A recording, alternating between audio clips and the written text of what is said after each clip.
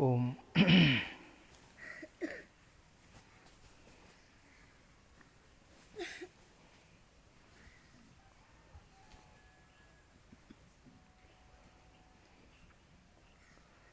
भारत जैसी पवित्र संस्कृति पूरे विश्व में नहीं है कहीं भी। भारत के ऋषियों ने जो दिया विश्व को, आज तक विश्व के किसी व्यक्ति ने नहीं दिया।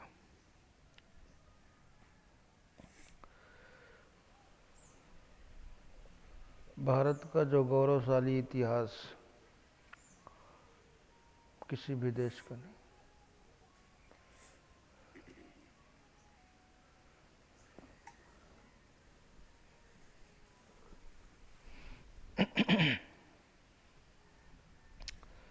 लेकिन भारत की संस्कृति को, यहाँ की सभ्यता को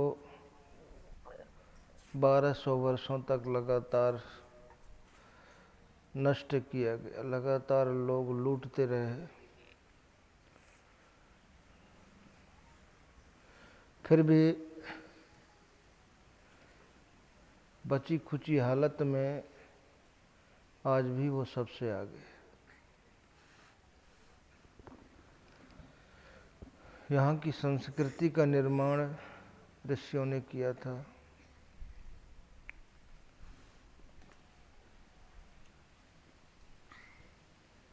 आज भी देखिए, पूरे विश्व में जितने भी देश हैं, सब जगह देखिए कितना उथल पुथल है। कहीं न कहीं लड़ाई दंगे सब जगह होते रहते हैं कि नहीं।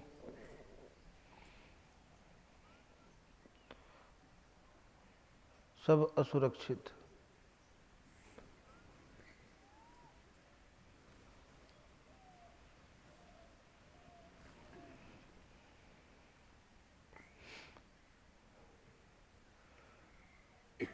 यहाँ का इतिहास महापुरुषों ने लिखा था, और विश्व में जहाँ भी इतिहास लिखा गया किसी बुद्धिजीवी ने लिखा। और बुद्धिजीवी की सोच कितनी होती है,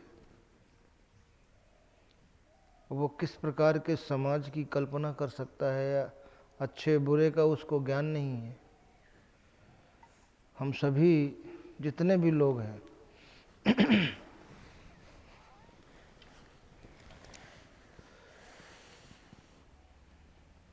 संसार की तरफ चलने का सबका उद्देश्य क्या है?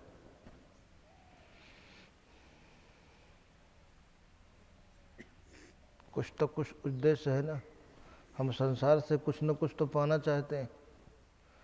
हमारा सबका कुछ न कुछ उद्देश्य है, और सबका उद्देश्य वैसे सुख है, शांति है।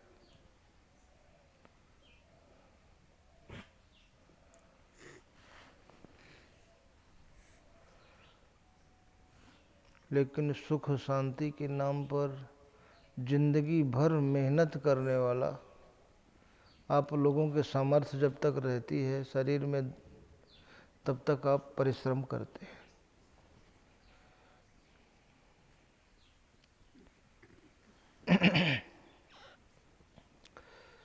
लेकिन जीवन के अंतिम क्षणों तक हमें कोई ऐसी वस्तु नहीं मिलती जिससे अपने जीवन को हम सुरक्षित कर सकें। क्या कोई भी व्यक्ति अपने भविष्य को, जीवन को सुरक्षित होने का दावा कर सकता है? नहीं कर सकता। हमारे बच्चों का भविष्य सुरक्षित है, हमारा भविष्य सुरक्षित है, हमारे समाज का, हमारे देश का भविष्य सुरक्षित है। विश्व में कोई भी ऐसा प्रतिनिधि नहीं है, जबकि किसी न किसी प्रकार के सिद्धांत को सभी लोग पकड़े रहते हैं।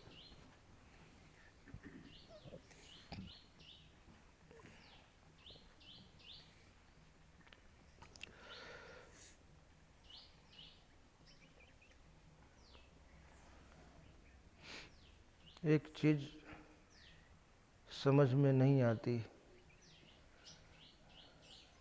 हम बुद्धिजीवियों की बात करते हैं, जो कहते हैं हम बुद्धिजीवी हैं, हम ज्ञानी हैं,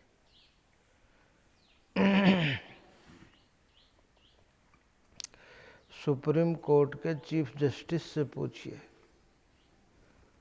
आपका उद्देश्य क्या है, दुख कोई नहीं कहेगा, सब सुख।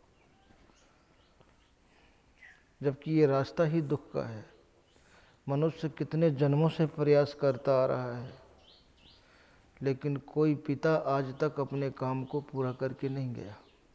हर पिता अधूरा ही छोड़कर विदा होता है, और उनके अधूरे काम को फिर लड़का करता है, फिर उनका लड़का, फिर उनका लड़का, फिर उनका लड़का। और ये करोड़ों करोड़ों वर्षों से ये सिलसिला आज भी आप लोग कह सकते हैं कि हमारा काम पूरा हो गया, हमारी ड्यूटी पूरी हो गई। आज भी अधूरा है, अधूरा ही छोड़कर विदा होंगे। और इसके बाद फिर आपका लड़का, फिर वो सिलसिला वही आज भी चल रहा है। करोड़ों पीढ़ियों का, एक दो पीढ़ी नहीं है, ये करोड़ों पीढ़ियों के लोग बैठे हैं आज।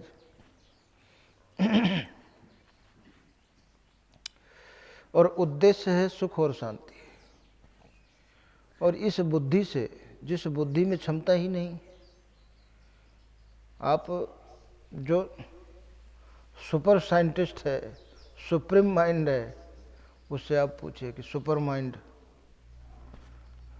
अब तो आजकल सुपरमैन भी कहने लगे हैं।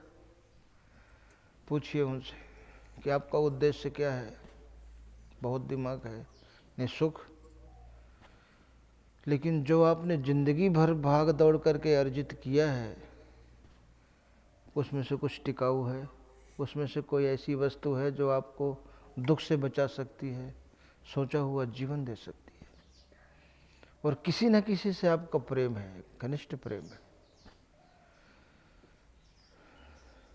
अभी सवेरे हम पूछ रहे थे कि ये बताइए, संसार के प्रेम की पराकाष्ठा क्या है? क्या है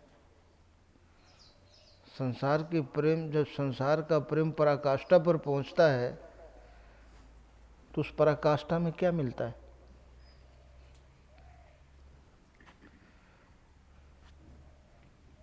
आप लोगों का पहुंचा होगा पराकाष्ठा तक, तो क्या मिला, क्या हाथ लगा? दुख और आंसू छोड़कर कुछ हाथ लगा? कुछ भी नहीं लगता। और ईश्वर के प्रेम की पराकाष्ठा में परम शांति, परम सुख।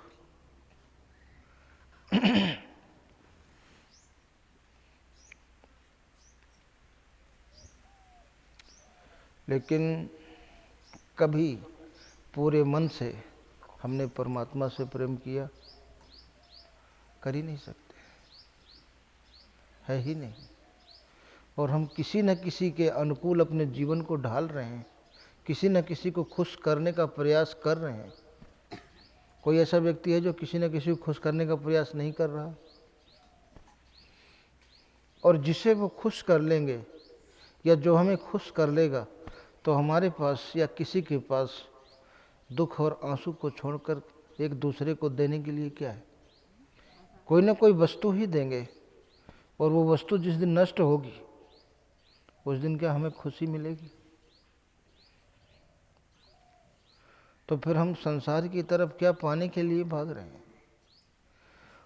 और मिलेगा दुख और आंसू, लेकिन सोच है सुख और शांति की।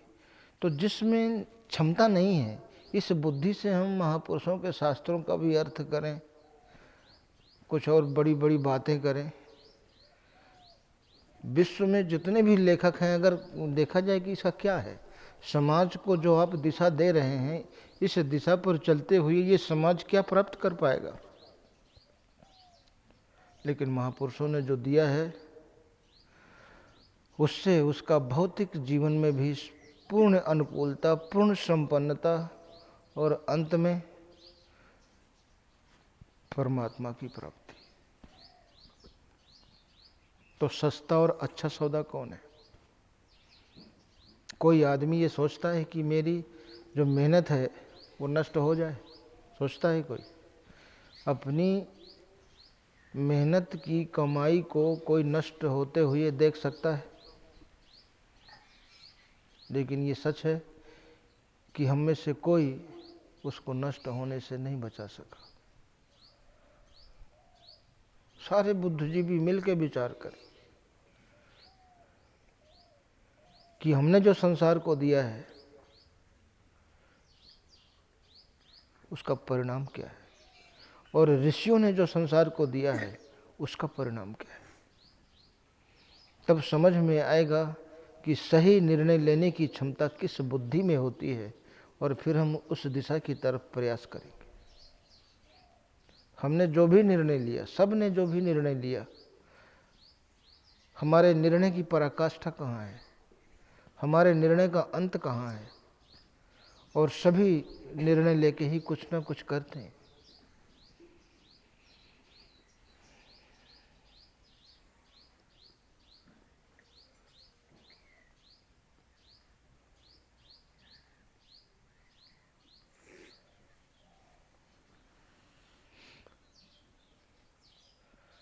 तो जिसका परिणाम सुख और शांति है, जिसके परिणाम में परमात्मा है, अगर उन धर्म शास्त्रों के पठन पाठन की, महापुरुषों के शिक्षाओं की बात की जाती है तो हम उसका विरोध करते हैं। नहीं, ऐसा नहीं होना चाहिए। समाज अच्छा बन जाएगा। अगर ऋषियों की शिक्षाएं हम नहीं देना चाहते हैं तो जो देना चाहते हैं,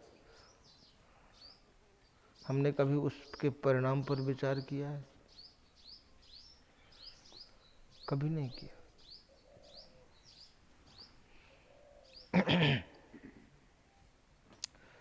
जिससे हमेशा जीवन में भय विद्यमान रहे, अशांति विद्यमान रहे, दुख और समस्याएं विद्यमान रहें,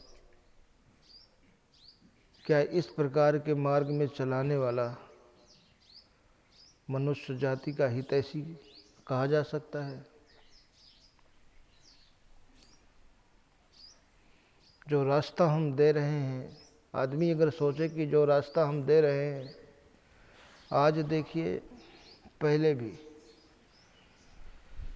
आज से ज़्यादा नहीं, 1000-2000 साल तो बहुत पीछे चले जाएंगे। 1000-2000 साल,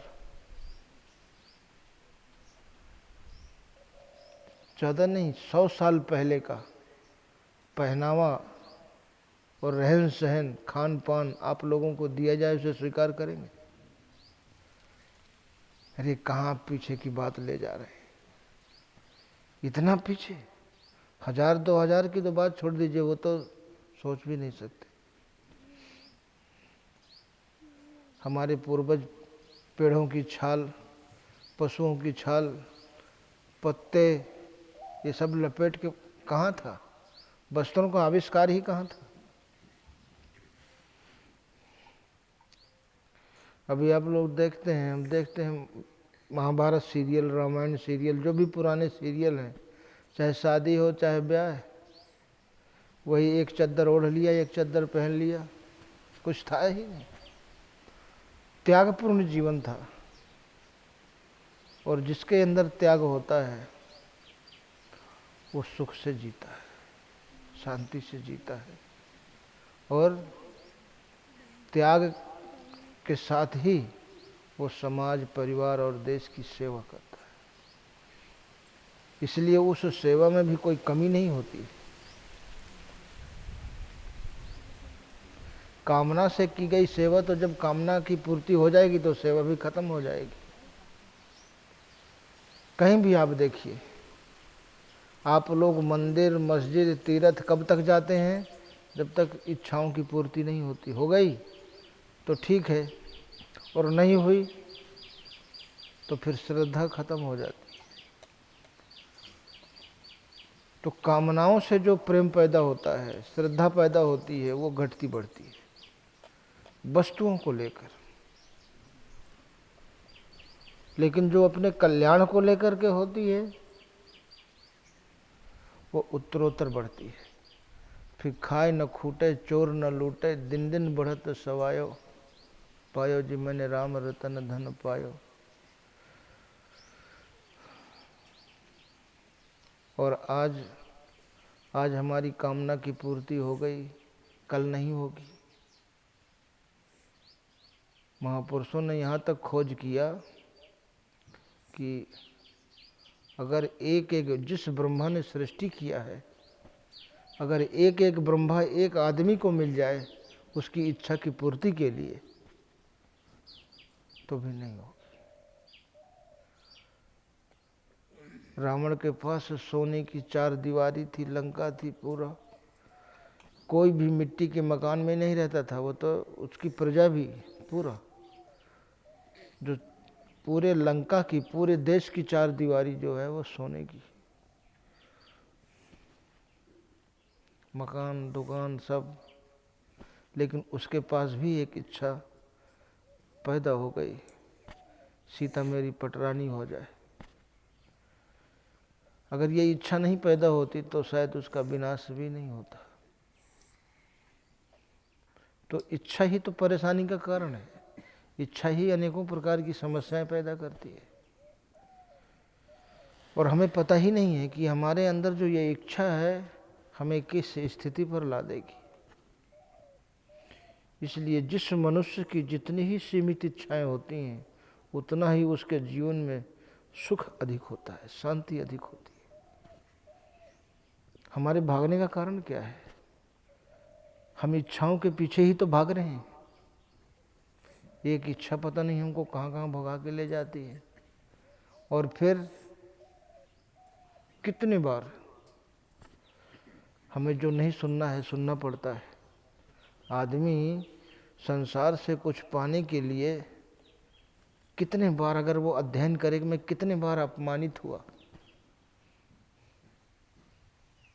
अपने जीवन में, कितना मैंने संघर्ष किया,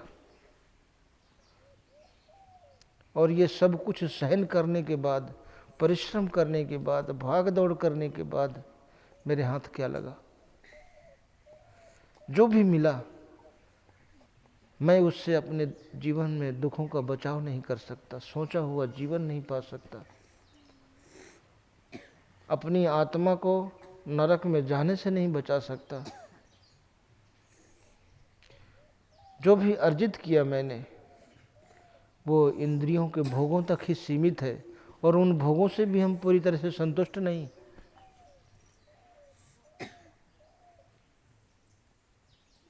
बिल्कुल संतुष्ट नहीं है। कोई संतुष्ट हो तो कह दे कि हम संतुष्ट हैं। अगर कोई कहता भी है तो वो झूठ कहता है। क्यों?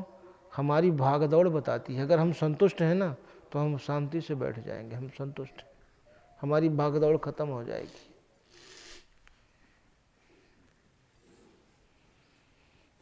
लेकिन हमारी भाग दौड़ है कि नहीं? निरंतर जारी है। मन भाग रहा है, शरीर बैठा है लेकिन मन भाग रहा है, और कहीं कभी मन के साथ शरीर भी भागता है। मन जहाँ जहाँ जो जो भी कहता है वो हम सब करते हैं।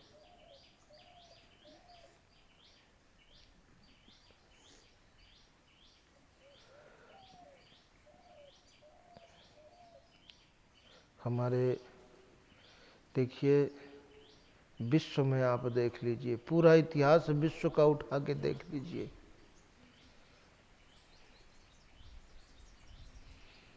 पूरा 2000 साल से पुराना विश्व में किसी के पास इतिहास नहीं मिलेगा, लेकिन उसमें सब में देख लीजिए कि कहीं आपको किसी भी पुस्तक में, विश्व की किसी पुस्तक में अगर आर्य शब्द मिल जाए, लेकिन बच्चों को पढ़ाया गया आर्य बाहर से आए, किसी में नहीं मिलेगा। और भगवान राम से और पहले हरिश्चंद्र जो है वो भगवान राम से 25-26 पीढ़ी पहले पैदा हुए थे।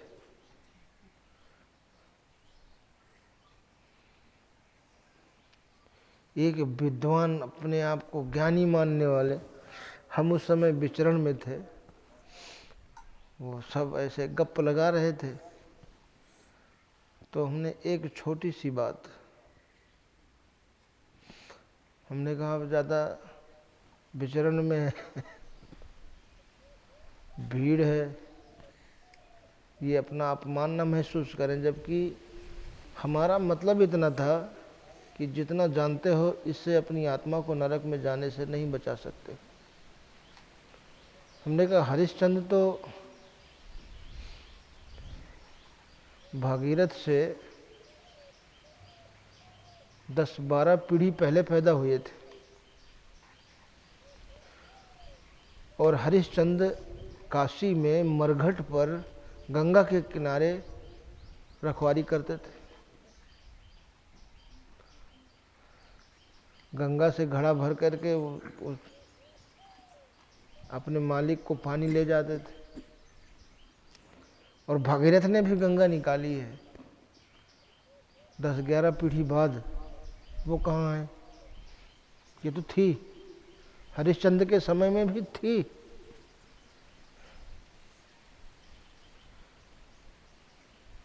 और ये फिर हमने कहा कि ये 5 तत्व हैं, 5 तत्व से शरीर बना है, ये तो कह देते हैं हम सभी लोग। पंच रचित यह अधम शरीरा, छिद जल पावक गगन समीरा। लेकिन इन 5 तत्वों में से कौन सा तत्व ब्राह्मण है, कौन सा क्षत्रिय है, कौन सा वैश्य है, कौन सा शूद्र है? बताइए। आत्मा बताइए, कौन सी आत्मा? तो फिर ये सीमा रेखाएं हमने कैसे बनाई? सबको सम्मान से जीने का अधिकार। आप लोग सब परमात्मा के वंशज, जो उसी वंश परंपरा में। परमात्मा कितना पवित्र, और हमने कितना उसमें कितना गड़बड़ किया। क्या ऐसा करके हमने परमात्मा को खुश किया? क्या हमने और नाराज किया? परमात्मा हमसे नाराज होकर मन गढ़ंत व्यवस्था से। और दूसरी बात, हमने कहा ये 5 चीजें मिला दो,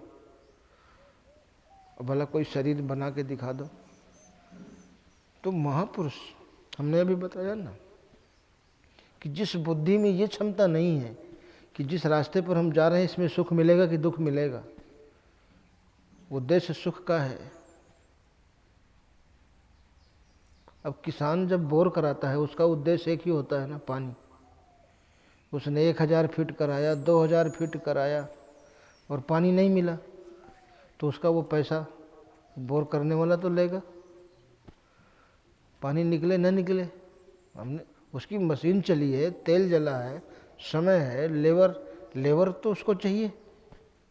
लेबर तो ये रहेगा कि भैया पानी नहीं निकला तो हमें आज की लेबर चार्ज नहीं चाहिए।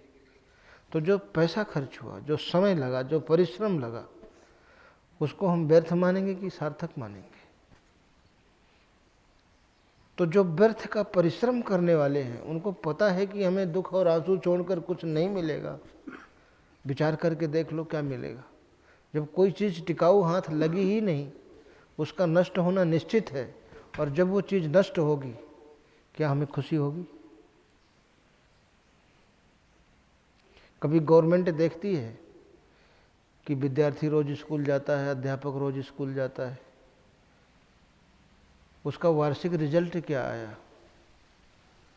अगर 90-95% रिजल्ट आता है तो गवर्नमेंट उसको ग्रेड देती है कि नहीं? ग्रेड भी देती है, एड भी देती है, दोनों चीज़ देती है, उसकी मदद करती है, आगे बढ़ाती है।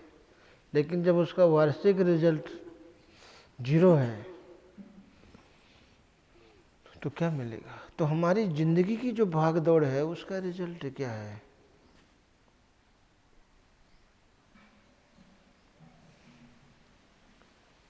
तीन 3 लाख लीटर दूध है, उसका सैंपल कैसे निकालोगे? 3 लाख लीटर दूध मत होगे? हिम्मत होगे ना। 10 ग्राम लिया, टेस्ट ट्यूब में डाला, इसमें कितने % फैट है?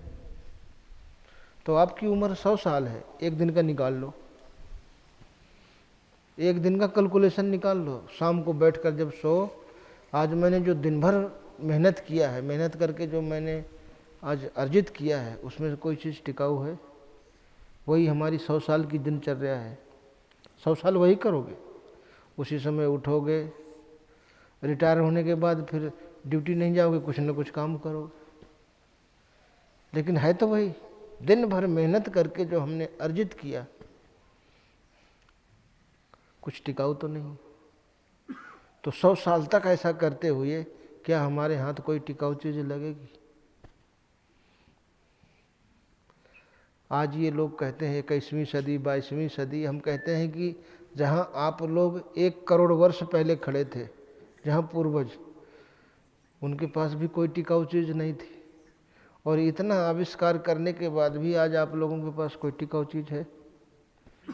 तो इस आविष्कार का परिणाम क्या निकला? हम 21वीं सदी कह के लोगों को क्यों बरगलाते?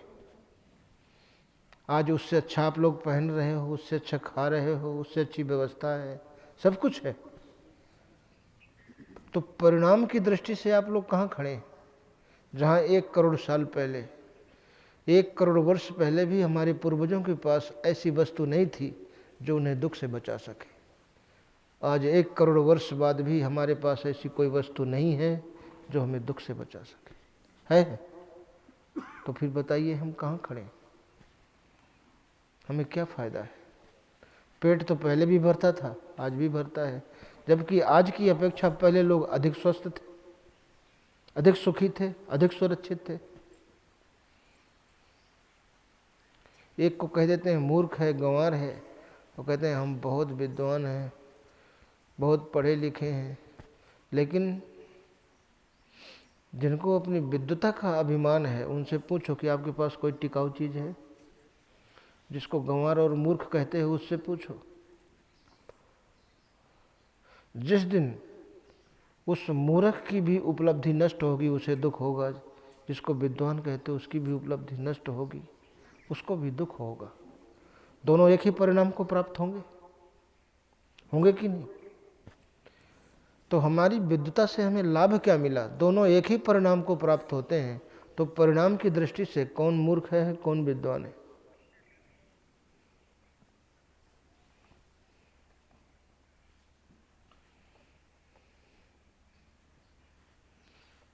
इसीलिए वही ज्ञानी है, वही मनुष्य शरीर धारण करने का उसकी सार्थकता है, जिस से वो परमात्मा को जान लिया, परमात्मा से कुछ प्राप्त कर लिया। आप संसार से कुछ प्राप्त करेंगे, जितना प्राप्त करेंगे एक दिन छीन लिया जाएगा। संसार से आपने जो कुछ भी प्राप्त किया है छीन लिया जाएगा, और जिस दिन छीना जाएगा उस दिन आपको दुख होगा, ये निश्चित है। लेकिन ईश्वर से जो कुछ प्राप्त होता है अभी तक उसको छीनने के लिए कोई शक्ति नहीं पैदा हुई। खाए न खूटे, कितना भी खाओ, कितना भी खर्च करो, उसमें से कमी नहीं होती है। चोर न लूटे, चोर कभी लूट नहीं सकता है। दिन दिन बढ़त सवायो, पायो जी मैंने राम रतन धन। अगर एक हीरा मिल गया तो उससे आप मकान, दुकान, सब कुछ खरीद सकते हैं कि नहीं? खेत, गृहस्थी, सब। उसमें कितनी चीजें समाहित। छोटे से हीरे में कितनी चीजें समाहित हैं।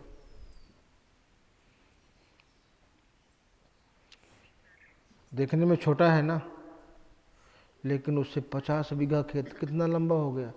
उसमें मतलब छोटे से टुकड़े में कितनी लंबी चौड़ी चीजें समाहित हैं। बगीचा खरीद लो, मकान खरीद लो, सारी चीज उसमें अंतर्हित है। इसी प्रकार आत्मिक पूंजी जो राम रतन धन है उसमें सारी चीजें, जैसा भी जीवन चाहोगे, तराशा हुआ शरीर मिलेगा। और जहाँ जिस क्षेत्र में कदम रखेंगे क्षेत्र, तो विश्व की सर्वश्रेष्ठ संस्कृति भारत की ऋषियों ने दिया। 4 चीजें दिया हमारे ऋषियों ने। एक सर्वोपरि भाषा, संस्कृत भाषा, जिसको अभी 2 महीना पहले नासा के वैज्ञानिकों ने उसको प्रमाणित किया कि हमारा यहाँ सैटेलाइट में जो भी मशीनरी है, उपग्रह व कंप्यूटर वगैरह यहाँ काम करते हैं ना, चंद्रयान में कहाँ, वहाँ संस्कृत भाषा छोड़ के वो कुछ पकड़ता ही नहीं, संस्कृत में काम कर रहे हैं। जाने कितने सौ गीता के श्लोक जो है वो तैरते हुए पाए गए, उनको पकड़ा उन्होंने। कहते हैं भगवान कृष्ण की ओरिजिनल वाणी में उनकी आवाज़ जो उन्होंने, तब उन्होंने माना। आज अमेरिका की बड़ी बड़ी यूनिवर्सिटी में गीता को पढ़ाना अनिवार्य कर दिया।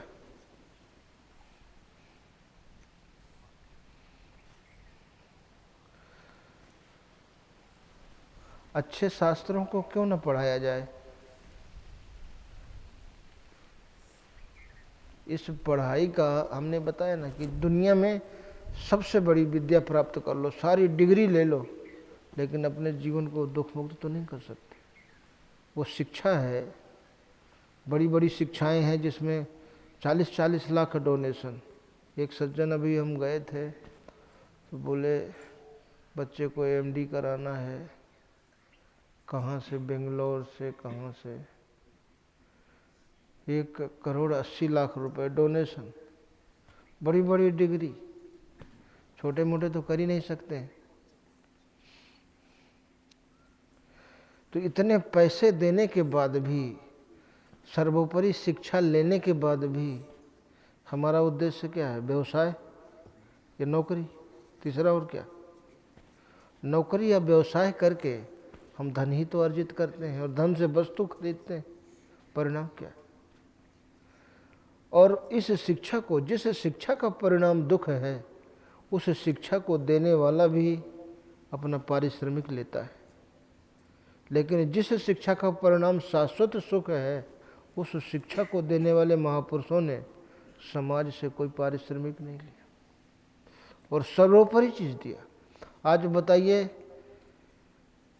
कितने कितने खर्च हो जाते हैं। अभी जो वैज्ञानिकों ने खोजा है, 200-250 वैज्ञानिक मिल करके कई देशों के, हिग्स बोसोन, गॉड पार्टिकल, ईश्वरी कण, ईश्वर नहीं, 72,000 करोड़ डॉलर दे करके खोज किया है।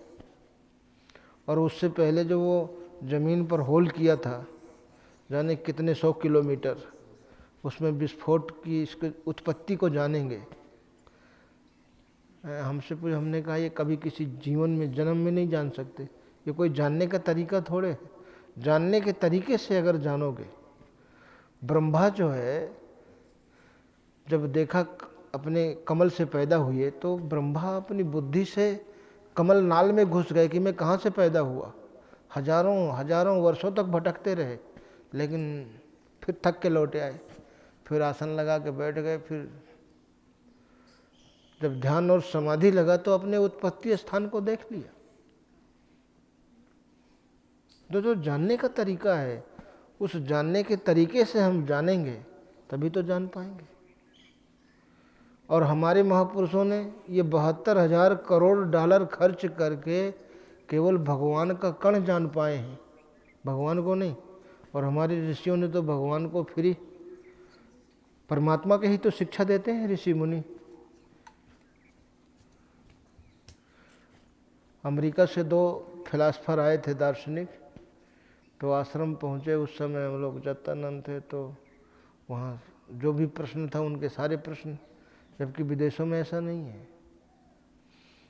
आपको एक प्रश्न करेंगे तो उसमें $150 जमा करना पड़ता है, कहीं 50, कहीं 100। 5 प्रश्न है तो $50 अगर है फीस तो $250 हो गया। अगर $100 है तो $500 हो गया। और वो जो पर्ची आपको देंगे अपॉइंटमेंट की, कितने बजे, उसमें टाइम लिखा रहेगा। आप वहाँ गेट में जो सज्जन हैं उनको आप पैसा जमा करेंगे, पर्ची लेंगे और समय पर आ गए तो ठीक है, नहीं तो फिर अगले दिन, ये तो फिर जैसे उनकी मर्जी है, मिल तो नहीं पाएंगे। पैसे गए तो आदमी ध्यान से सुनता है। आज यहाँ भारत की तरह नहीं, तो जब वो खाना पीना खा लिए तो वहाँ जो थे सेवक भक्त, उनको पैसा देने लगे। बोले नहीं, यहाँ कोई पैसा नहीं। बोले वो knowledge free, food free, Bharat में तो बड़ा असर, यहाँ ज्ञान भी फ्री है और भोजन भी फ्री है, हमारे यहाँ ऐसा नहीं। तो दुनिया की जो सर्वोपरि शिक्षा है, जिस शिक्षा के द्वारा हम ऐसे जीवन को प्राप्त करते हैं जिसके पीछे दुख नहीं है, उन ऋषियों ने कभी समाज से कोई पारिश्रमिक नहीं लिया, कोई फीस नहीं, फ्री दिया। परमात्मा का ज्ञान फ्री दिया। और ये 72,000 करोड़ डॉलर के भी परमात्मा तक नहीं पहुँचे, परमात्मा के कण तक पहुँचे, स्वीकार किया। बहुत दिन तक चलता रहा टीवी वगैरह में, जिसने देखा होगा, हिग्स बोसोन, गॉड पार्टिकल। और इन मंगल ग्रह में, शुक्र ग्रह में, चंद्र ग्रह में, चंद्रमा में लोग पहुँचे कितने अरबों खरबों डॉलर खर्च करके, और ऋषियों ने कितना खर्च किया? कुछ भी नहीं, फ्री में सारे ग्रहों का ज्ञान दे दिया। पृथ्वी से सूर्य की कितनी दूरी है? युग सहस्र जोजन पर भानु, लीलो ताहि मधुर फल। इतने दूरी अभी नासा ने अभी 3-4 महीना पहले बताया है कि पृथ्वी से, जो भारत के शास्त्र में लिखा है 1000 योजन, युग युग सहस्त्र, एक युग जो है उस जितने वर्ष का होता है उसमें सहस्त्र युग अगर मिला दिए जाए तो उसमें 1 अरब जाने कितने 58-59 करोड़ मील जो है, इतनी दूर सूर्य है। और वो जब गणना किए ना, उतने ना 1 किलोमीटर आगे ना 1 किलोमीटर पीछे, और कितना खर्च किया वो बता दी।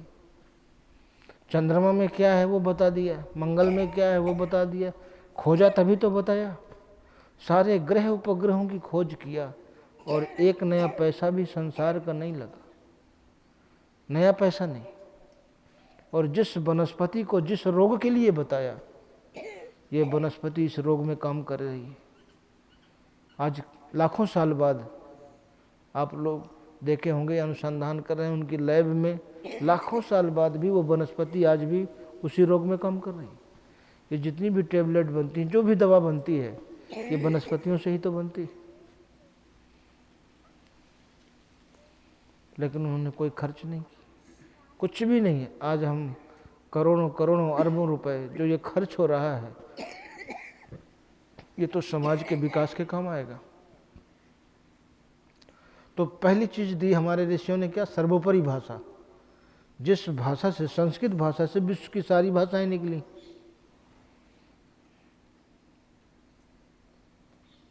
वो भाषा दिया। आज वैज्ञानिक लोग स्वीकार कर रहे हैं कि हाँ, ये भारत के ऋषियों को कैसे पता था कि संस्कृत भाषा, आखिर कैसे पकड़ा उन्होंने? आज जो है, जो उपकरण है, वैज्ञानिक उपकरण है, आज उस भाषा को पकड़ रहे हैं, बता रहे हैं कि हाँ ये संस्कृत भाषा है। उस भाषा का ईजाद करोड़ों साल पहले भारत के ऋषियों ने, उन्होंने कैसे पकड़ा? आज ये करोड़ों रुपए अरबों रुपए खर्च करके उस भाषा को पकड़ रहे हैं।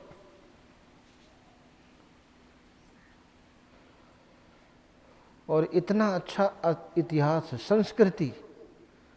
विश्व में कहीं भी देखिए, कहीं माँ सीता जैसी नारी के बारे में सुना हो, सावित्री के बारे में सुना हो, मदालसा के बारे में सुना हो, ऐसा कहीं सुनने में आया?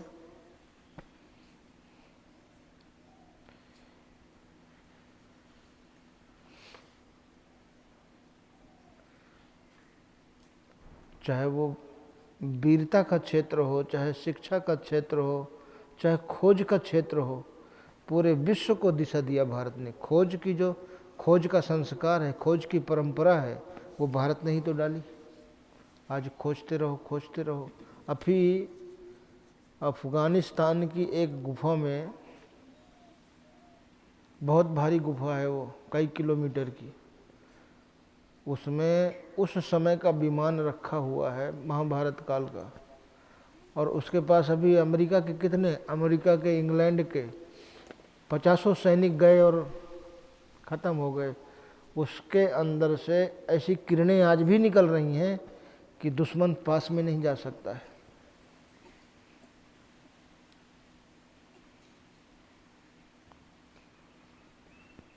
और इनका विमान तो 150 साल अब ऐसा विमान खोज भी नहीं पाए। उस समय ऐसे अस्त्र शस्त्र थे जो ऋषियों ने निर्माण किया। देखिए, पूरे समाज निर्माण में सबसे बहुमूल्य योगदान ऋषियों का था।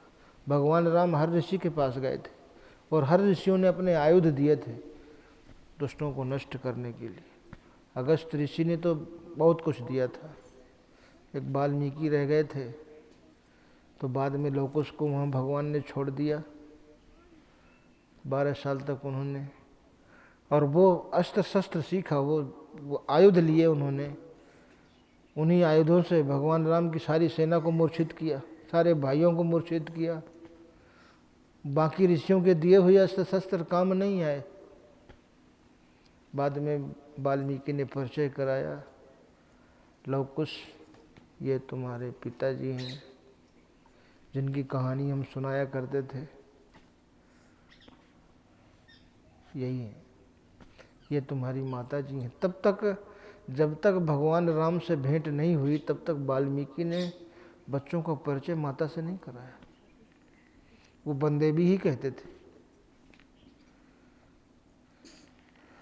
माता तो सब कहते ही हैं, सब बंदेवी के नाम से ही उनकी विख्याति थी।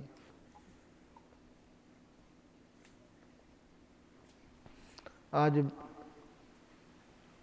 विदेशों के लोग लाखों करोड़ों रुपए खर्च करके पा रहे हैं कि उन्होंने देखा कि भारत के ऋषि आखिर महत्वपूर्ण पेड़ों को, पीपल को चुना, बरगद को चुना, पाकर को चुना। आखिर इनको क्यों चुना? काकभुसुंड आम के पेड़ के नीचे ही भजन करते थे। आम छाह कर मानस पूजा, तज हरि भजन काज नहीं दूजा। बट तर्क है हरि कथा प्रसंगा, वहीं सुने अनेक विहंगा। ये बट का पेड़ क्यों चुना शंकर जी? आखिर बट के पेड़ के नीचे क्यों? शंकर जी सांपों को क्यों लपेटे रहते थे? आप लोग जाते हैं हिमालय में, ऑक्सीजन की कमी है कि नहीं? जितने ऊपर जाएंगे उतने ऑक्सीजन कम होता चला जाएगा। और जो सर्प है वो ऑक्सीजन लेता है और बदले में ओजोन देता है। ऑक्सीजन का 3 गुना, ओजोन का क्या है फार्मूला? O3। अब वहाँ ऑक्सीजन चाहिए, 10-5 सांप रख लिए, खूब ओजोन दें, ऑक्सीजन की कमी नहीं रहेगी। अब वैज्ञानिक तो आज खोजे ना। पूरा देश भारत देश, देखिए पूरा भारत देश, और विश्व में किसी भी देश में नाग की पूजा नहीं होती है। यहाँ स्पेशल नाग पंचमी मनाया जाता है, मनाते हैं कि नहीं? स्पेशल 9 दिन माताओं की पूजा होती है।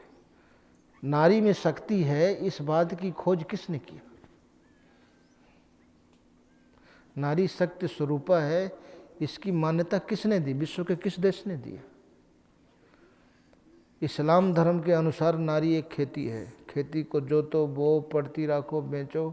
आज भी अरब देशों में 6 महीने में 1 दिन मार्केट लगता है, जहाँ पुरानी औरत ले जाओ, नहीं ले आओ, बदले में पैसा दे आओ। जैसे गाय भैंसों का होता है ना, पहले घूमा करते थे, पहले गाय भैंसों वाले घूमते थे कि नहीं? हाँ, पुरानी दे आओ, नई ले आओ, पैसा जो ऊपर के हों दे आओ। और ईसाई धर्म में केवल खिलौना है। भगवान ने पहले आदम को बनाया, आदम उदास रहता था, तो उसकी उदासी को दूर करने के लिए, मतलब मनोरंजन का साधन, इससे आगे उनकी कोई सोच नहीं है।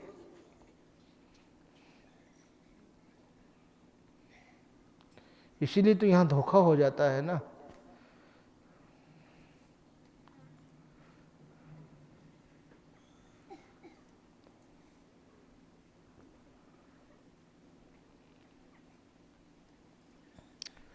तो वो खिलौना खेलने के लिए दे दिया आदम को, फिर आदम खुश रहने लगा। लेकिन भारत में मंदिरों में रख के, ऐसा नहीं है, अर्धांगनी, उनको अर्धांगनी का, शक्ति का 9 दिन तक पूजा होती है। इनसे ज़्यादा तो केवल पूर्वजों की होती है। 15 दिन कहीं विश्व में ये प्रचलन नहीं है। अपने पूर्वजों को आप लोग 15 दिन याद करते हो, पूजते हो कि नहीं? पितरपक्ष मनाते हो। कितनी पवित्र संस्कृति का निर्माण किया था भारत के ऋषियों ने। और धीरे धीरे हम लोग ये कपड़ा तो पहनेंगे विदेशों के और फिर कहेंगे पुराने 1000 साल पहले जैसे सम्मान था वैसे सम्मान रहे। अपने अपने रहन सहन को अपने हमने क्यों छोड़ दिया? कोई सवाल ही नहीं है। यहाँ इतना सम्मान, आज भी हजारों लोग पूजा करते हैं कि नहीं पूजते हैं? व्रत रखते हैं खाली लौंग खा के। इससे बड़ा सम्मान और विश्व में कौन दे सकता है? ये ऐसा नहीं था, सम्मान था ये। जबकि ईश्वर को छोड़कर सृष्टि में दूसरा कुछ है ही नहीं। व्यापक एक बिंब अविनाशी, सत चेतन घन आनंद राशि। लेकिन ये सम्मान की परंपरा महापुरुषों ने ही रखा था।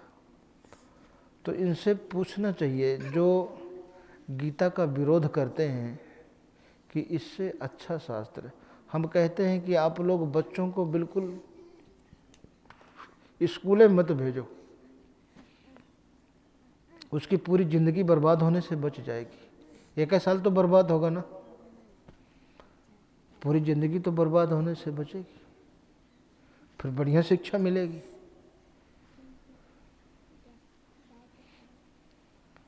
भीष्म पितामह देखिए, भीष्म पितामह शिखंडी दूसरे जन्म में पुरुष था, पहले जन्म में अम्बा था। तो पहले जन्म को नहीं याद था, ये पहले जन्म का स्त्री है, इस जन्म में पुरुष है, फिर भी हाथ नहीं उठाया। और आज देखिए, एक दिन भी आप बता दीजिए भारत के इतिहास में जिस दिन 100-200 नारियों की हत्या नहीं होती। भ्रूण हत्या तो हजारों में है। खाली अकेले दिल्ली में जो अभी आया है 15,000 बच्चों का पर डे। कहाँ से 15,000? हाँ, 15,000 लड़कियों की पर डे दिल्ली का हिसाब आया अब। और उस समय और जितने अपराध होते हैं सब मानसिक विकृति के कारण होते हैं। मन जब विकृत होता है, मानसिक विकृति अपराध का सबसे बड़ा कारण। और मानसिक विकृति को नियंत्रित करने वाला आप सभी जानते हैं। अगर किसी को हत्या के लिए उकसाओ, प्रेरित करो, तो प्रेरित करने वाला दोषी माना जाता है कि नहीं? किसी को उकसाया, किसी को प्रेरित किया, किसी पर दबाव बना, ऐसी परिस्थिति पैदा कर दी। परिस्थिति पैदा करने वाला जिसने आत्महत्या कर लिया, तो आत्महत्या के लिए परिस्थिति किसने पैदा की? उसको भी दोषी मानते हैं। तो ये इतनी हत्याएं हो रही हैं, ये सब कुछ हो रहा है, ये परिस्थितियां किसने पैदा की? किसने पैदा किया? मीडिया वालों से भी कहना चाहिए कि आप लोग पार्वती और सती के प्रेम को दिखाइए, उसको बढ़ावा दीजिए। राम और सीता के प्रेम को बढ़ावा दीजिए। राधा और कृष्ण के प्रेम को बढ़ावा दीजिए। शाहजहां और मुमताज के प्रेम को बढ़ावा दीजिए। जहां आज तक कोई कुछ कर नहीं पाया है, उसको दीजिए ना बढ़ावा। ये जो आज तक इतना प्रेम किसी ने नहीं किया, आज तक, शायद भविष्य में उम्मीद नहीं है। जब सती ने मन में जान लिया ना कि शंकर जी ने मेरा त्याग कर दिया, कितना प्रेम था कि जिसने मेरा त्याग कर दिया, अब मैं फिर किसके लिए जीऊँ? पिता के यहाँ गई जहाँ यज्ञ हो रहा था, यज्ञ कुंड में। अब शंकर जी को पता चला, दुखी हुए वो कि कुछ समय के बाद, भाई हमारा प्रेम तो उतना ही था, अब हमारे इष्ट का स्वरूप बना लिया तो हम तो प्रेम नहीं कर सकते, हम पत्नी का व्यवहार नहीं कर सकते। सती कीन सीता कर भेषा, सीता का भेष ही तो बनाया था, लेकिन वो परम पवित्र, कोई कुविचार नहीं था सती के मन में। परम पुनीत न जाई तज किए प्रीत बड़ पाप, यही विधि जो सोचत जात हरि हृदय अधिक संताप। तो भगवान का सुमरन किया, फिर निर्णय लिया, यही तन सती भेंट अब ना। अब इस शरीर से सती से और त्याग कर दिया, मर गई, प्राण दे दिया। शंकर के वियोग में जीना। अब भाई जब हमारा त्याग ही, जबकि मुंह से नहीं कहा, आज तो 24 घंटे में मुंह की लड़ाई तो रोजे हो जाती।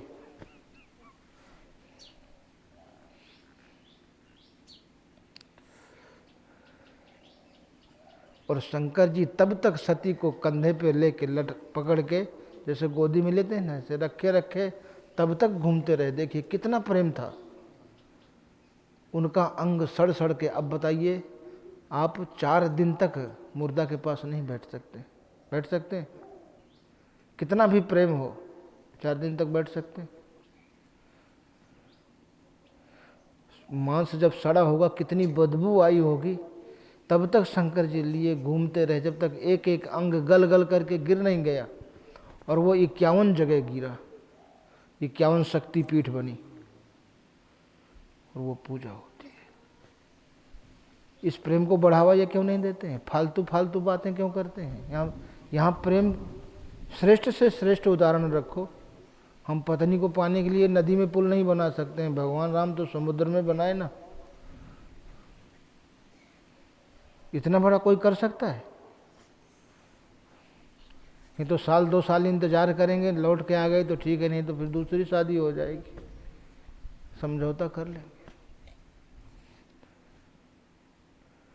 लेकिन नहीं, हमें इनसे लेना क्या है? इसीलिए प्रेरित, देखिए प्रेरित करने वाला भगवान कृष्ण से अर्जुन ने पूछा कि प्रभु, न चाहते हुए भी मनुष्य किसकी प्रेरणा से पाप का आचरण करता है? आप नहीं चाहते, लेकिन किसके दबाव में आके? तो भगवान ने कहा काम, क्रोध, लोभ, मोह, मद, मत्सर, इनसे प्रेरित होकर के मनुष्य पाप का आचरण करता है। तो प्रेरित करने वाला दोषी हुआ ना कि शरीर, और हम शरीर को दंड देते हैं। तो अगर ये काम, क्रोध, लोभ को नष्ट करने के लिए कोई शिक्षा को लागू करता है, उसका हम विरोध करते हैं। इसका मतलब हम नहीं चाहते हैं कि मनुष्य अच्छा बने, हम चाहते हैं कि घटनाएं होती रहें। अब ये जब नष्ट होंगे, मन हमारा सुकृत होगा, विकृत नहीं होगा। मानसिक विकृति ही अपराध का कारण है। मानसिक विकृति जब आती है तभी तो अपराध होते हैं। अब इसमें भी रोज आप लोग सुनते हैं ना, जैसे किसी ने 5-6 लोगों को मार डाला तो कहीं इसकी जांच कराओ, इसका मानसिक विकृति, कोई मानसिक विकृति तो नहीं है, सीरियल किलर, हाँ जांच होती है। ऐसे कोई कैसे करेगा? तो मानसिक विकृति के कारण उस कहाँ से प्रेरित है, हम कहाँ से प्रेरित होकर के अपराध को अंजाम देते। अब उनको नष्ट करने का साधन गीता में। इसलिए सारी घटनाएं, जब मन विकृति नहीं होगा, मन व्यवस्थित होगा, तो घटनाओं का कोई प्रश्न ही नहीं, हम घटनाओं से छुटकारा पा जाएंगे। लेकिन हम ऐसा नहीं करते, है कि नहीं है? इसलिए वो शिक्षा भारत में जब प्रेरित करने वाला है ना, तो प्रेरित करने वाले को बताइए, सुप्रीम कोर्ट से पूछिए कि काम, क्रोध, लोभ को दंड देने के लिए आपके पास क्या विधान है, धारा क्या है उसकी, उनको नष्ट करो। लेकिन उनको नहीं लागू करेंगे। इसको लागू कर दो, अगर कोई घटना घट जाए, बुढ़ापा सामान से कट जाएगा। पहले, आज देखिए, पहले हम कहते हैं कि भाई आप किसी का भी सम्मान से नाम लीजिए, सीधे सीधे, उम्र में आधा से भी नहीं है, 20-25 साल का लड़का, 30 साल का लड़का और 70 साल से इंटरव्यू ले रहा है, सीधे नाम, जैसे कोनो बाप हो। पहले हमारे देश की सभ्यता देखिए, संस्कृति का निर्माण किया ना ऋषियों ने, माता श्री, भ्राता श्री, पिता श्री, सब कितने अच्छे संबोधन। और अगर उतने अच्छे संबोधन हम करें, उस संस्कृति को बनाए रखें, जिससे भारत का गौरव बढ़े, क्योंकि हम भी तो भारत के नागरिक हैं ना, तो फिर क्या होगा। और दूसरा देखिए, हम दृश्य देखते हैं, शब्द देखते हैं, फिल्मों में देखते हैं ना, उनसे भी प्रेरित होकर के अपराध की दुनिया में युवा पीढ़ी जाती है कि नहीं जाती? तो जिससे प्रेरित होकर के, प्रेरित हैं हम, नशे से प्रेरित होकर के अपराध होते हैं, चित्रों को देख के लोग अपराध से के लिए प्रेरित होते हैं, शब्दों को सुन करके, व्यवस्था को देख करके लोग प्रेरित होते हैं। तो जहाँ से मन को गति मिलती है और मन विकृत होता है, हमें उन सारी चीज़ों को रोकना होगा। जिन पदार्थों से अगर वास्तव में हम छुटकारा चाहते हैं, एक सुखी और सुरक्षित व्यवस्थित समाज और देश को देखना चाहते हैं, तो हमें, जैसे कोई गठिया रोग से छुटकारा पाना चाहता है, तो जिन पदार्थों के सेवन से गठिया रोग बढ़ता है, पहले उन पदार्थों पर हमको रोक लगाना होगा। क्योंकि हमेशा जो अच्छे कुशल डॉक्टर होते हैं वो हमेशा कारण का इलाज करते हैं, रोग का नहीं करते। जब कारण का इलाज हो जाता है, रोग किस कारण से पैदा हुआ, रोग अपने आप निर्मूल हो जाता है। और केवल अगर कारण का इलाज नहीं किया, केवल रोग का इलाज करते रहे, तो रोग जड़ पकड़ लेगा, बढ़ता रहेगा, फिर लाइलाज हो जाएगा। इसी प्रकार जो हमारे समस्याओं के मूल कारण हैं, इनका कारण क्या है, अगर उनका हम इलाज करेंगे तो समस्याएं निर्मूल हो जाएंगी। नहीं तो फिर समस्याएं जड़ जमा लेंगी। फिर यही अभी कहते हैं ना, बड़े बड़े लीडर, कौन, उत्तर प्रदेश के राज्यपाल कहे कि भगवान भी बलात्कार को नहीं रोक सकता है। देखो, फिर यही हम कहेंगे कि ये तो निरुपाय हो जाएगा। और हम कहते हैं कि पुराना इतिहास उठा के आप लोग देख लीजिए कि भारत में जो उच्च शिक्षा थी, उच्च संस्कार थे, तो कितना एक दूसरे के प्रति आदर भाव था, कितने लोग सुरक्षित थे, कितना एक दूसरे के प्रति सम्मान था। अब भीष्म ने यही तो कहा, जब युधिष्ठिर, भगवान ने कहा कि अगर भीष्म ऐसे लड़ते रहे तो फिर तुम्हारी विजय कैसे होगी, जाओ ये आशीर्वाद, क्योंकि युद्ध आरंभ होने से एक दिन पहले सभी पांडव गए थे, तो भीष्म ने विजय श्री का आशीर्वाद दिया था। और भीष्म रोज 10,000 रथ निपटाते थे। 10वां दिन था, बोले ये 10,000 रथ, एक रथ में 5-7 आदमी बैठते थे, ये 10,000 रथ रोज मारेंगे तो हमारी सेना तो कितने दिन चलेगी। तो शाम को गए, जब युद्ध खत्म हो गया, युधिष्ठिर तो बोले, युधिष्ठिर कैसे आना हुआ, बोले तात श्री,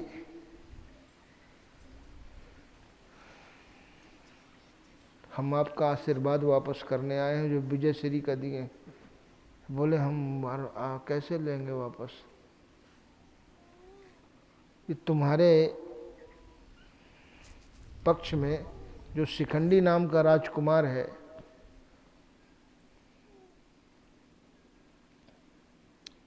अगर वो सारथी बने, वो मेरी दृष्टि में आज भी स्त्री है।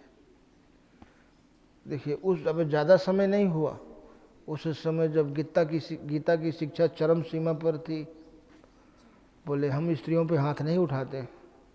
कितना सम्मान था। और स्त्रियां भी, जो माई, जितनी भी माताएं थी, सब पुराना इतिहास उठा के देखो, सीरियल देखो, गांधारी कोई भी आर्यपुत्र कहती थी, आर्यपुत्र छोड़कर कोई शब्द नहीं। माँ सीता जो है भगवान राम को आर्यपुत्र कहती थी। इससे पहले भी हरिश्चंद्र का, जो हरिश्चंद्र सीरियल देख लेंगे आप, जो तारावती है आर्यपुत्र कह के ही संबोधित करती थी। और जिस देश का इतिहास है 2000 साल का है, वो कहता है भारत वहाँ बाहर से आए। यार कभी किसी किताब में लिखा तो दिखाओ, तो उनको व्यवहार की भाषा में तो दिखाओ, ऐसे कैसे। तो ये भारत की जानते थे कि भारत एक महान देश है, उस महान देश की संस्कृति को हम नष्ट कैसे करें, इसी तरह से कर सकते हैं। कहीं सूर्य में विस्फोट हो गया तो सब ग्रह अलग हो गए, वहाँ से इतने सब टूट के। जिसी चीज़ में विस्फोट होती है तो ऐसे सेफ आकार में कोई चीज़ कटती है, विस्फोट में छिन्न भिन्न होती है, और फिर अपनी ग्रेविटी में स्थित भी नहीं होती है। ये तो अपनी अपनी ग्रेविटी में है, परिक्रमा कर रहे हैं, और इन्हीं की परिक्रमा से दिन और रात का निर्माण हो रहा है। अगर ये परिक्रमा नहीं करते होते तो फिर दिने दिन रहता है तो रातें रात रहती। अभी है ना जो बहुत पृथ्वी का जो छोर है, उत्तरी ध्रुव और दक्षिणी ध्रुव, उसमें आज भी 6 महीना की रात 6 महीने का दिन होता है। 6 महीने सूरज दिखाई ही नहीं देता है, रात ही रहती है। तो वो 6 महीने में अपने 6 महीने के खाने का इंतजाम कर लेते हैं।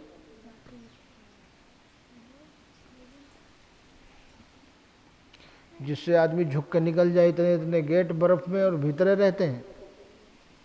पढ़े हैं ना?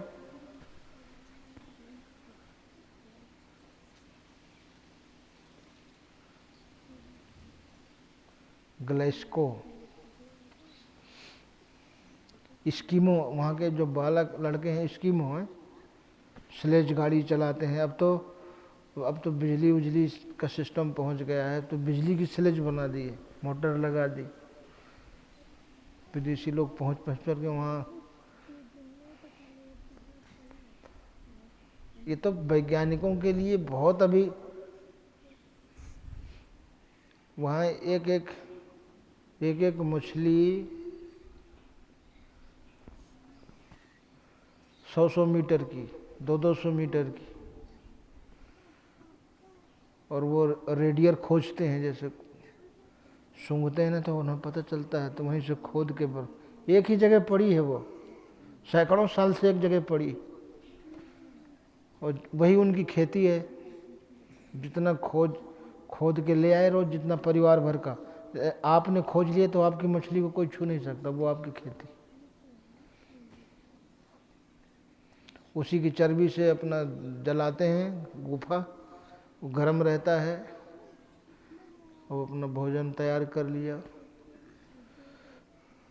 वो जो बर्फ़ में 6 महीने काई जम जाती है ना, फिर जब 6 महीने सूरज निकलता है तो उस काई को निकाल के उसको सुखा के उसकी रोटी। वहाँ 6 महीने सूरज दिखाइए नहीं देता। उत्तरी ध्रुव में, जब उत्तरी ध्रुव में दिन रहेगा तो दक्षिणी ध्रुव में रात रहेगी 6 महीने। वहाँ 6 महीने सूरज फिर दिखेगा, अस्त नहीं होगा। अब बताओ, ये दुनिया देखे बिना हम लोग विदा हो गए, वो भी दुनिया है, जाना चाहिए, सबको देखना चाहिए कैसे रहते हैं ये लोग। वो सफ़ेद भालू वगैरह सब उधरे होते हैं, उत्तरी ध्रुव, मांसाहारी भी होते हैं वो। तो उसी का एक भालू मारा तो उसी का बिल्कुल सेम, कुछ काटते पीटते नहीं है, सिर का टोपा बन जाता है, वो हाथ इतने मोटे मोटे उनके होते ही हैं, बस सिल लिया, सीधे पहन लिया। उन्हीं को देख के तो वो फौज की ड्रेस बनी है ना, एक में पैंट शर्ट जुड़ी रहती है, हाँ, एक में जुड़ी रहेगी, वो पहना बस, टोपो वो सब उसी में लगा रहेगा, लगा रहता है कि नहीं, उसी को देख के। आदमी के पास है कहाँ दिमाग? जितने भी जहाज बने हैं पक्षी और मछली के मॉडल हैं। पानी को कैसे काटती है मछली, पक्षी जो है जब उड़ता है तो वो हवा को कैसे काटता है, और वही जो मनुष्य का जो मशीनरी काम करती है, वो दिमाग देखो चलाते चलाते चलाते चलाते वैसे गाड़ी बन गई। गाड़ी में भी हेड होता है कि नहीं? आदमी का भी हेड होता है कि नहीं होता? आदमी भी 2 आँख से देखता है, गाड़ी भी 2 आँख से देखती है, वो भी कार्बन फेंकती है, आदमी भी कार्बन फेंकता है, ऑक्सीजन लेता है। ऑक्सीजन वाली जाली में कचरा आ गया तो फिर गाड़ी स्टार्ट होगी? नहीं होगी। बंद कर दो उसको, पकड़ लो, अपने आप बंद हो जाएगी। उसको भी ऑक्सीजन की, सारा सिस्टम ऐसे बनाया। धीरे धीरे अब ये है कि मनुष्य की बुद्धि में ईश्वरीय प्रकाश जितना है, वो जितने का प्रयोग कर सकता है। आइंस्टाइन से जब किसी ने पूछा कि आपने अपने दिमाग का कितना प्रयोग किया पूरे जीवन काल में, बोले 6%।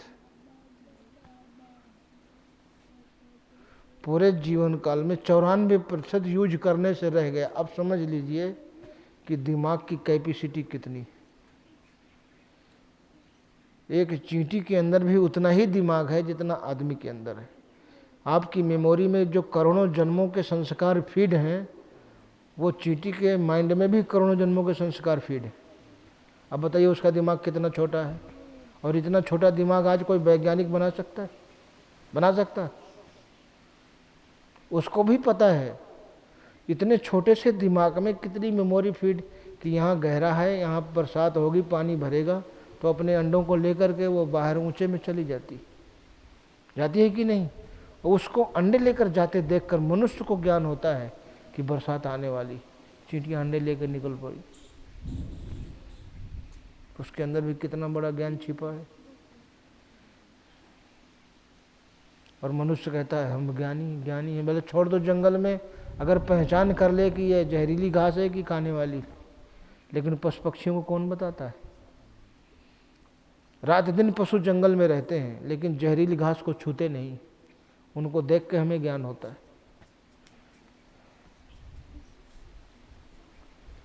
इसलिए मनुष्य को श्रेष्ठ, सर्वश्रेष्ठ इसीलिए कहा गया, इसमें भगवान को जानने की क्षमता है और ये क्षमता किसी में भी नहीं। और उस रास्ते पर चल कर, ईश्वर के रास्ते में चल के आप जैसा जीवन चाहते हो पा जाते हो, जैसा जीवन चाहते हो। और वैसे भौतिक क्षेत्र में चपरासी से लेकर राष्ट्रपति तक, झोपड़ी से लेकर महलों तक, सब व्यवस्था का जीवन जी रहे हैं। किसी राष्ट्रपति से पूछ लेना कि आप जैसा सोचते हैं वैसे आपके जीवन की व्यवस्था चल रही है क्या? क्या आप अपने वर्तमान और भविष्य को सुरक्षित होने का दावा कर सकते हैं क्या? लेकिन रास्ता लेना भी नहीं है, अपने से सोचना भी नहीं। अभी मोदी जी गए थे ना, तो बोले फिल्मी स्टार की तरह स्वागत, रॉक स्टार की तरह स्वागत। मतलब इनकी दृष्टि में रॉक स्टार और फिल्मी स्टार सबसे श्रेष्ठ है। देखिए पहले,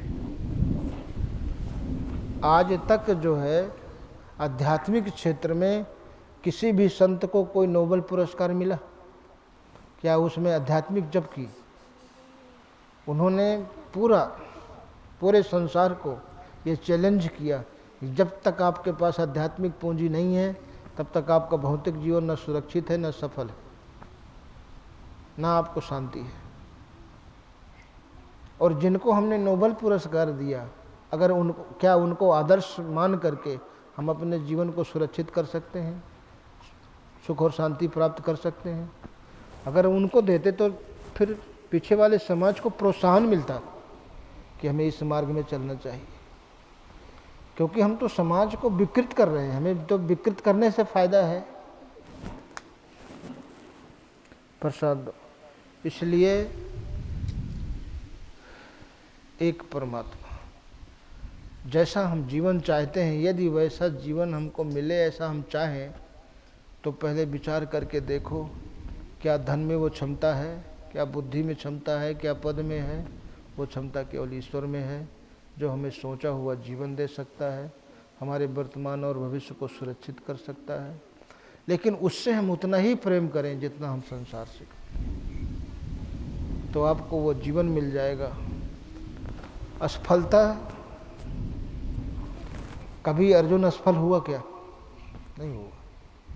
अर्जुन ने बताया था,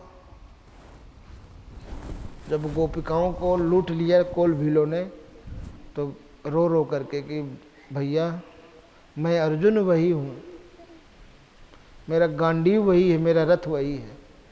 जिस अर्जुन ने कभी पराजय का स्वाद नहीं चखा, आज जंगल के कोल भीलों ने भगवान की थाती को छीन लिया और मैं कुछ कर नहीं सका। मेरा गांडीव वही, सब कुछ वही। ये हजारों साल पहले अर्जुन ने एक शिक्षा दिया। आप वही रहते हो, सब कुछ वही रहता है, लेकिन कोई आपकी बात सुनने वाला नहीं रहता फिर। और इतना उसको महसूस हुआ उस दिन कि मेरी पराजय क्यों हुई, आज मेरे उस रथ में कृष्ण नहीं थे। तो जब भगवान हमारा साथ छोड़ देता है तो हम वही रहते हैं, हमारा नाम वही रहता है, गांव वही रहता है, सब कुछ वही रहता है, लेकिन हम अर्जुन की तरह असफल और निराश अपने को पाते। तो संसार में दो ही तरह के लोग हैं, एक दुर्योधन जैसे, एक अर्जुन जैसे। दोनों एक ही क्षेत्र पे खड़े हैं, कुरुक्षेत्र पे वहीं दुर्योधन भी खड़ा है, वहीं अर्जुन भी खड़ा है।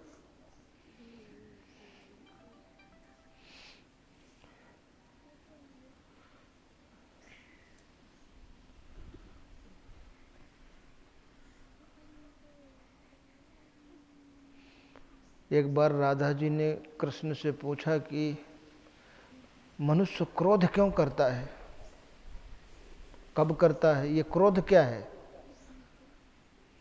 क्रोध है क्या?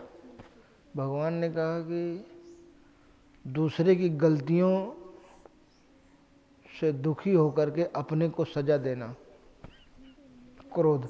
जब दूसरे से आप पार नहीं पाते हैं तो अपना ही तो नुकसान करते हैं। कोई मूड पटकता है, कोई हाथ पटकता है।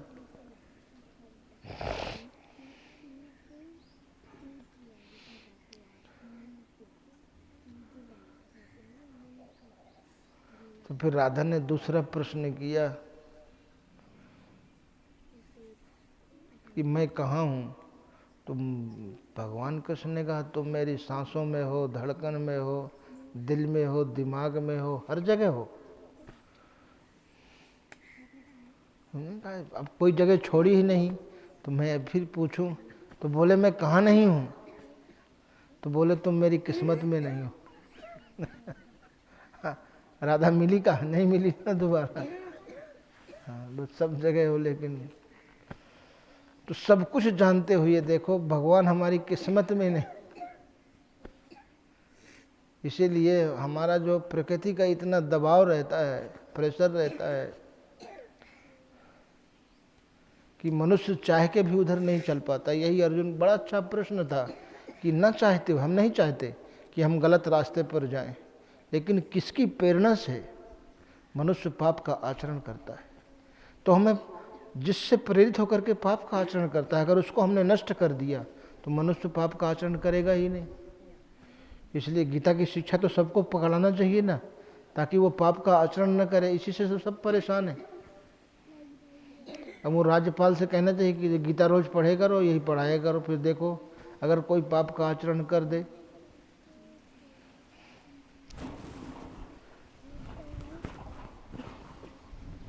प्रसाद